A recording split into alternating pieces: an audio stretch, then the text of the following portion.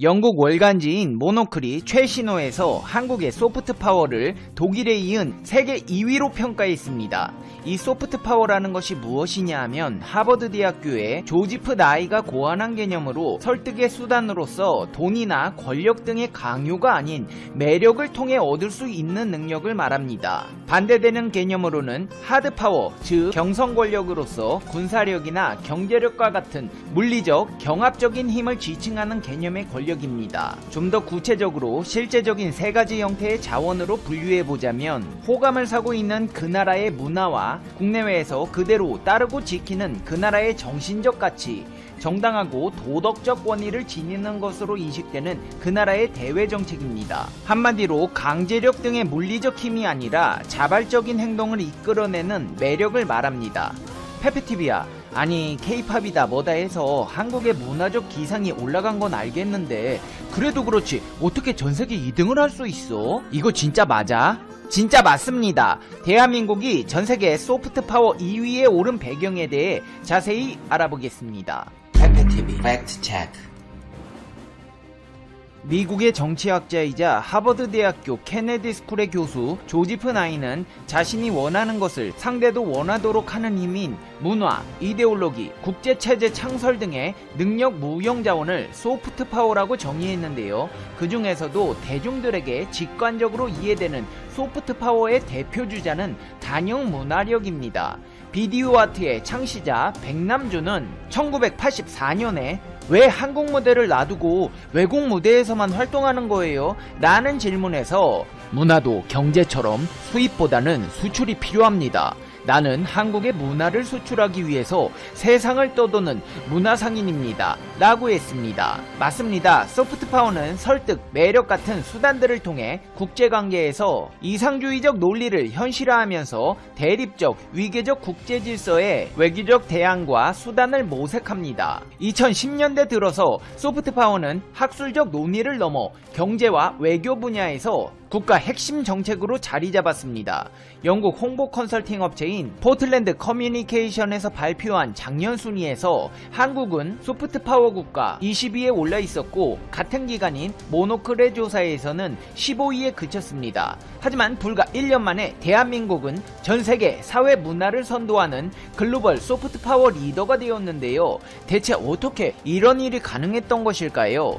모노클에서는 이 같은 현상의 구체적 근거로 영화와 음악 등 엔터테인먼트 분야에서의 돌풍, 삼성과 LG, 현대 등 글로벌 브랜드의 존재, 세계적 모범이 된 신종 코로나 바이러스 감염증, K-방역 등이 제시되었습니다.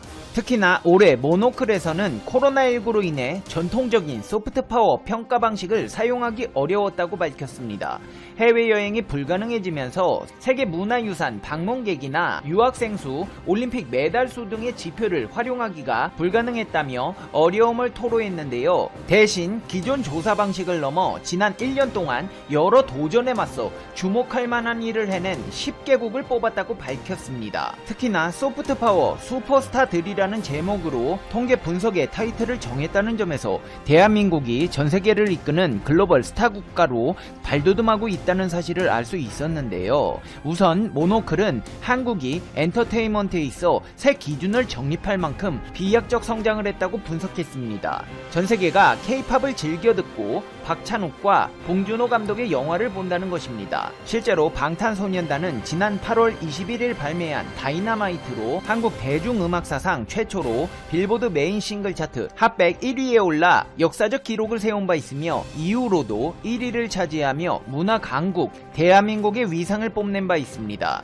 코로나19 대응력도 높게 평가받았는데요. 봉쇄 조치를 선택한 다른 나라와 달리 한국은 대규모 검사와 추적 전략을 바탕으로 전세계의 찬사를 받았고 적은 누적 사망자 수는 한국의 접근법이 옳았음을 증명한다고 분석했습니다. 대한민국의 초일류 기업 삼성과 LG, 현대차 등의 업체들이 메이드 인 코리아 브랜드를 전세계에 알린 것도 한국의 소프트 파워를 강화했다고 전했습니다.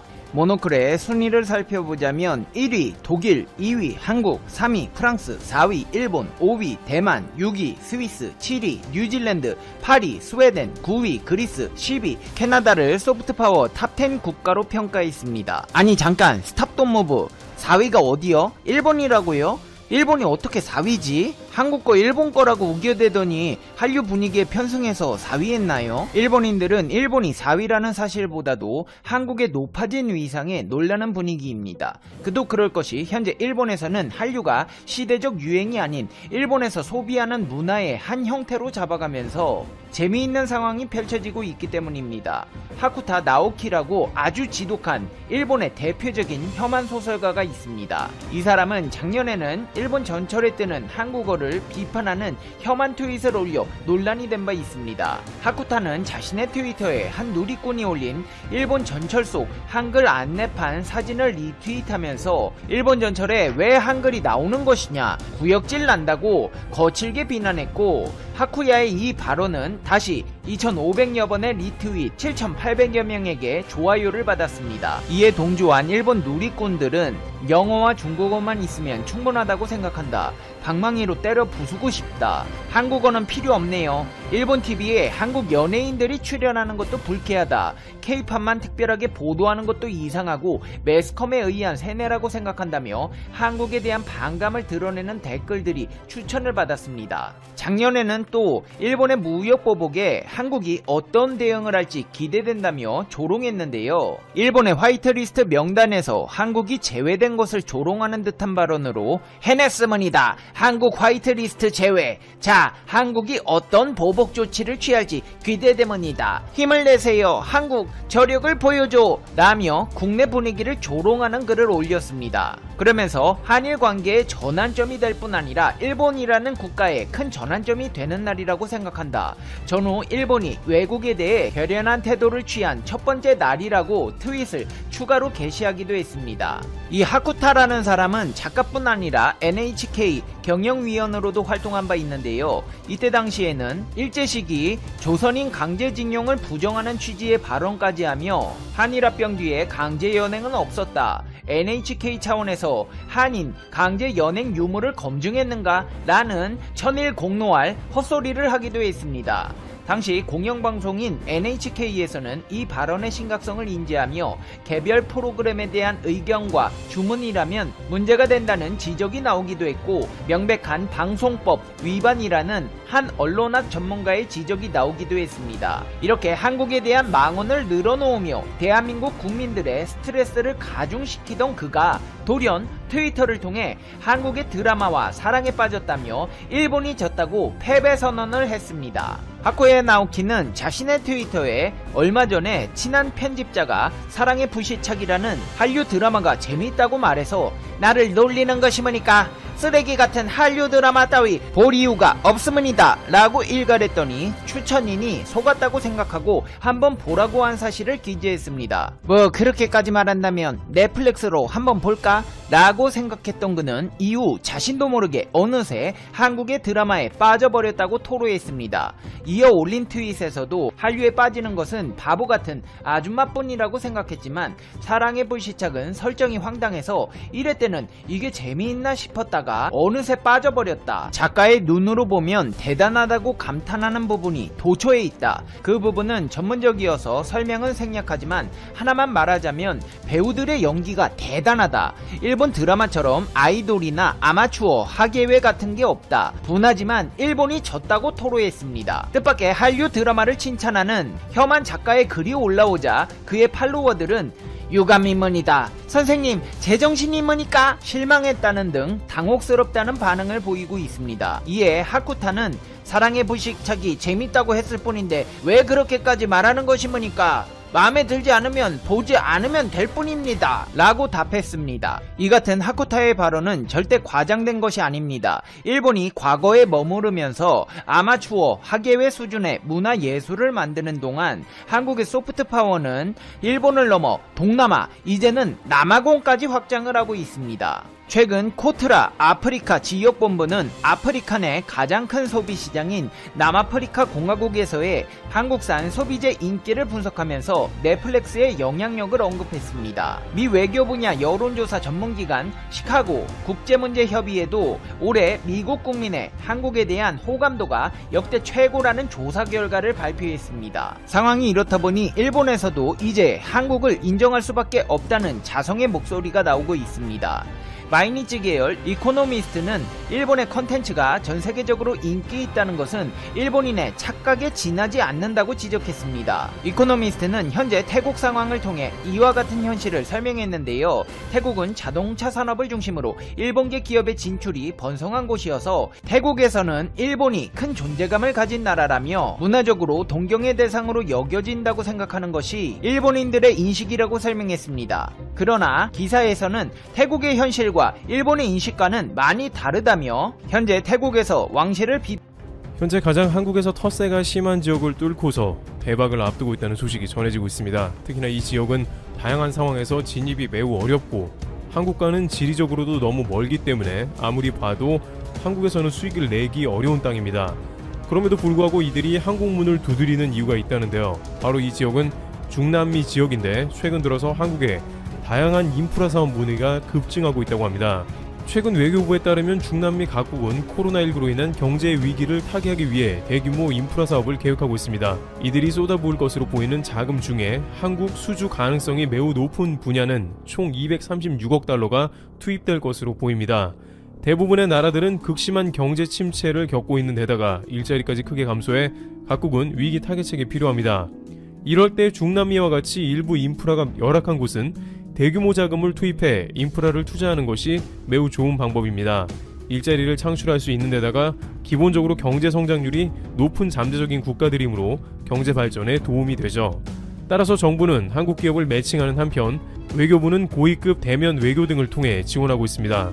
하지만 한국은 이와 같은 중남미의 움직임이 뜻밖이라고 전해집니다. 한국과 사업하던 나라들이 아니기 때문인데요. 중남미 지역은 한국이 공략하기 매우 어려운 장소로 우선 북미에 미국이 버티고 있기 때문입니다. 미국은 세계 제1의 경제 대국인데다가 경제는 물론 정치를 비롯해 모든 분야에서 중남미와 각별한 관계를 맺고 있습니다.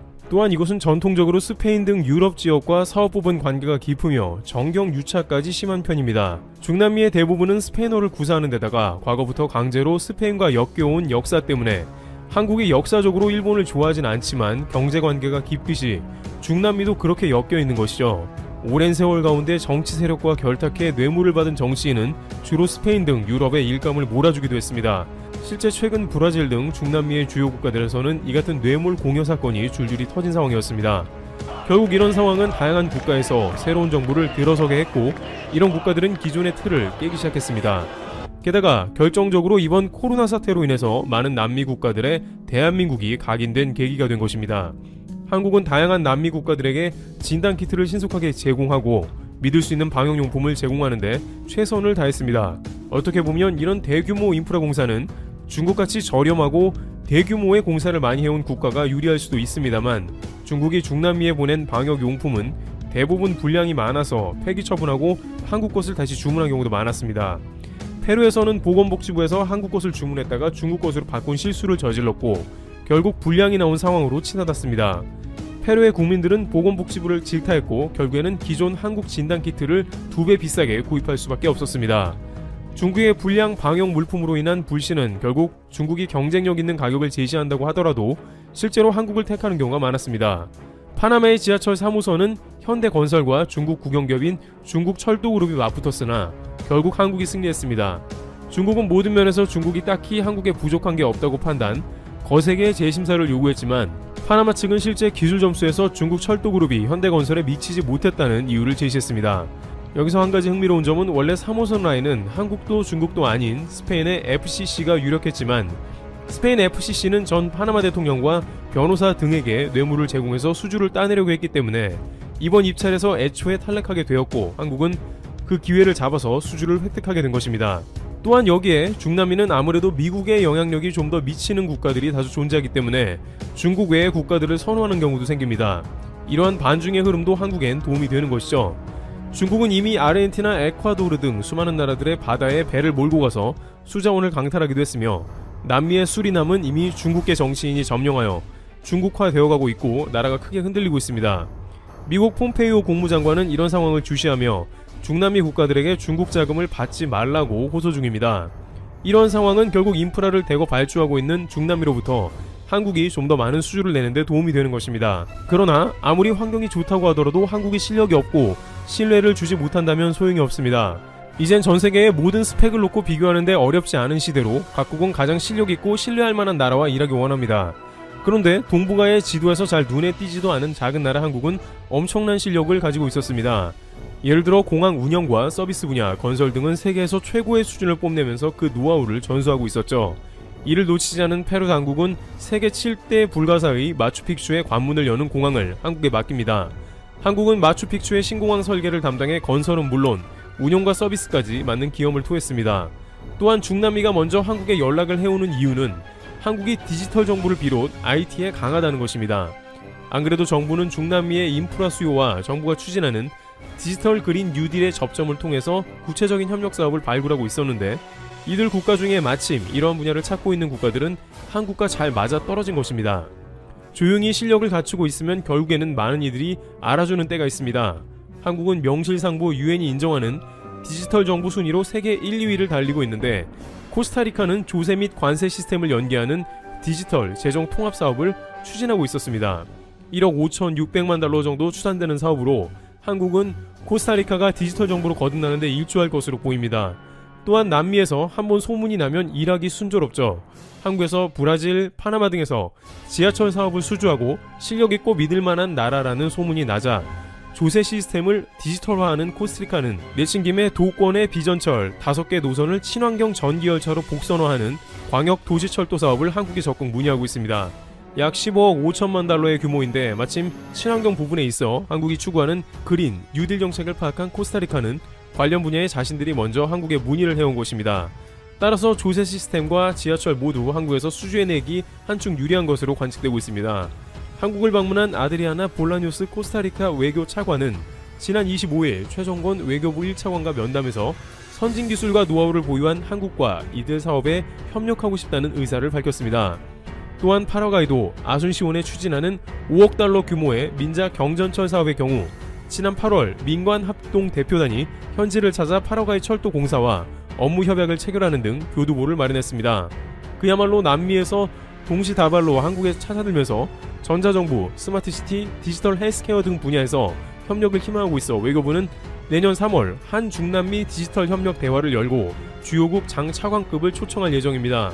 강경화 장관도 지난 23일 서울에서 열린 한 중남미 미래협력 포럼에서 장차관급을 직접 만나 협력 잠재력이 큰 5G 네트워크, 전자정부 및 ICT, 정보통신기술, 사이버 안보 등 디지털 분야를 중심으로 적극적인 협력을 모색할 필요가 있다고 강조했습니다. 한편으로는 굳이 장차관급을 직접 만날 필요까지 있냐는 의견도 나오는데요. 이는 중남미의 경우 부패 등 사회 불안정성 때문에 전통적으로 기업과 직접 거래보다 정부 간 계약 G2G를 선호하고 있어서 정부 간 관계가 중요하기 때문에 이를 파악한 외교 당국은 각국의 장차관급 인사들을 초청하는 것으로 파악되고 있습니다.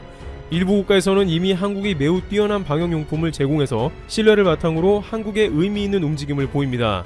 예를 들어 과테말라 공항에서는 역사상 최초로 자국 공항 안내에 한글을 포함시키며 방역 지원에 대한 감사를 표했습니다. 한국은 중남미 24개국에 약 1,200만 달러의 인도적 지원을 했는데 마스크나 진단키트에서 이들이 매우 만족했으며 결국 이러한 움직임은 한국을 신뢰하게 된 결과로 이어져 앞으로 중남미 시장에 기대감을 더욱 갖게 하고 있습니다. 실제 중남미 시장은 중동과 아시아에 이어 한국의 3대 해외 건설 시장으로 전체 해외 건설 수주에서 차지한 비중이 작년 0.6%에서 올해 23%로 상당한 증가폭을 보였습니다. 또한 이러한 흐름을 놓치지 않고 정부에서는 기존에 FTA를 맺은 중미 5개국, 엘살바도르, 니카라과, 코스타리카, 온두라스, 파나마 등과 적극 온라인으로 수출 관련 상담을 추진하며 국내 기업 진출을 모색 중입니다. 특히 중미 국가들이 포스트 코로나 시대를 맞아 한국형 뉴딜과 관련된 디지털 전환, 전자정부, 친환경 인프라 구축을 적극적으로 추진하고 있어 한 중미 FTA를 통해 국내 기업의 진출 기회가 점차 확대될 것으로 기대됩니다. 이와 같이 대한민국은 묵묵하게 실력을 갖추고 있다가 코로나 사태를 맞아 오히려 이를 적극 기회로 삼았고 많은 나라들의 인도적 지원은 물론이고 강력한 실력